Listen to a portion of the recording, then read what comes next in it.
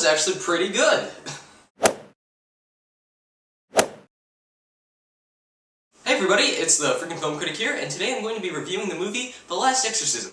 Now, I'm the kind of person who usually hates movies about people being possessed by demons and spirits and whatnot, because, for one, they usually suck, and two, they always try to sell you on the fact that it's based on a true story, or based on true events, when they're clearly not. Because those movies usually get to a point where it becomes so surreal that you're like, oh, come on. But one of the things I loved about this movie was that it didn't do that. Like, not at all. It didn't say, based on a true story. It didn't even say, loosely based on true events, for that matter. Because it knew it wasn't true. Because the ending of this movie, I'm not going to give it away, but it is some of the weirdest shit I've ever seen in a movie about people being possessed by demons. One of the things I really loved about this movie is how original it was. It wasn't the typical exorcism movie, where the main character is some over-religious priest who's like, oh, praise Jesus, we have to get this demon out, oh! The main character of the movie is actually just some troubled priest who thinks that all exorcisms are a hoax, so he decides to go on this one last exorcism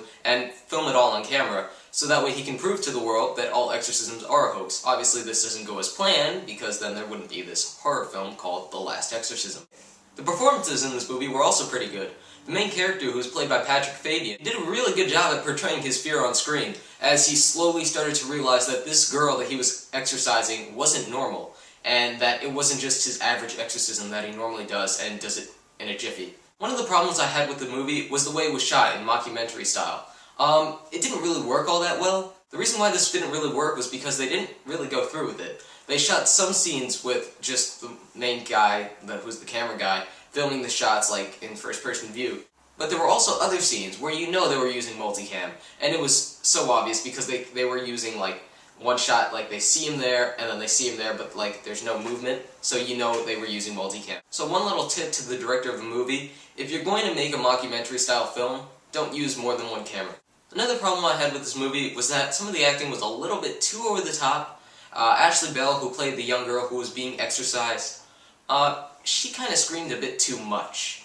I know that was kind of the point of her role, to scream and show that she's in fear, but maybe you could tone it down just a little bit. Other than that, the director Daniel Stamm did a pretty good job at giving this film this overall creepy feeling, and just making us feel fear with the characters that are on screen, that are trying to figure out what's wrong with this girl. And the best part about this movie is that it didn't use one jump scare. Finally, I can't remember the last time I saw a horror movie where I didn't have to see Overall, this is a pretty good movie to go to, and even take your girlfriend too, so that way she can cuddle up next to you and maybe even give you a little bit of snooky after you finish the movie.